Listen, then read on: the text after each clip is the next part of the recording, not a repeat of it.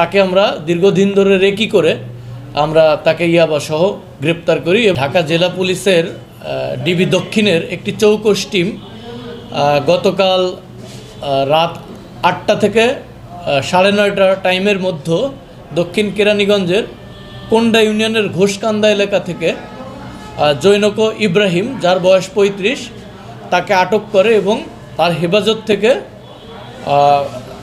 4500 ইয়াবা ট্যাবলেট উদ্ধার করে এবং মাদক বিক্রয়ের 4,10,000 টাকা জব্দ করে।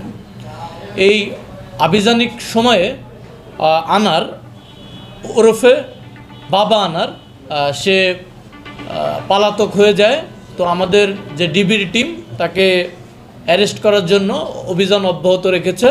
উল্লেখ্য যে ইব্রাহিম তার নামে বা তার ইয়াবা বিক্রয়ের সংশ্লিষ্টতা আমাদের অনেক আগেই আমাদের কাছে আসে, নিউজ তথ্যপত্র আসে এবং তাকে আমরা দীর্ঘদিন ধরে রেকি করে আমরা তাকে ইয়াবা সহ গ্রেপ্তার করি এবং যে পলাতক আসামি আনার ওরফে বাবা আনার, তার নামে ঢাকাসহ বিভিন্ন এলাকায় মাদক সংক্রান্ত মামলা রয়েছে।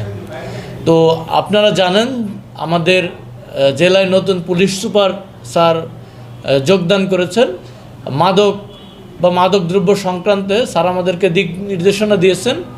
এই বিষয়ে আমাদের যে গোয়েন্দা দক্ষিণ এবং উত্তর সহ থানার বিভিন্ন টিম কাজ করছে। আমরা এই কেরানীগঞ্জ এলাকায় মাদকমুক্ত করার প্রত্যয় নিয়ে আমরা দিনরাত কাজ করছি। বাংলাদেশে মাদক পাচারের অন্যতম একটি রুট হচ্ছে আপনার ব্রাহ্মণবাড়িয়া, কুমিল্লা। এই দিক থেকে গাজা বা কক্সবাজার থেকে ইয়াবা সংক্রান্ত চালানগুলো বেশি আসে। তো আমাদের যে এই যে যাত্রাবাড়ির যে রুট, এই রুটটার দিকে আমরা সর্বদা থাকি আর কি, সজাগ থাকি। তারপর আসলে মাদক তো ইজিলি ক্যারি করা যায়, এখনকার যে মাদক এগুলো ইজিলি ক্যারি করা যায়। আসলে তারাও সময় সময় রুট পরিবর্তন করে যারা মাদক ক্যারি করে, আমরাও আসলে ওইভাবে গোয়েন্দা তৎপরতা রাখি। আমাদের অ্যাকশানগুলো রিঅ্যাক্টিভ এবং প্রোঅ্যাক্টিভ দুই ধরনেরই হয়ে থাকে আর কি। তাদেরকে গ্রেপ্তার করেছি, তাদেরকে আমরা রিমান্ডে আনবো, যেহেতু এটি একটি বড় চালান। তাদেরকে রিমান্ডে আনবো। রিমান্ডে আনলে আমরা এই সংক্রান্ত আরও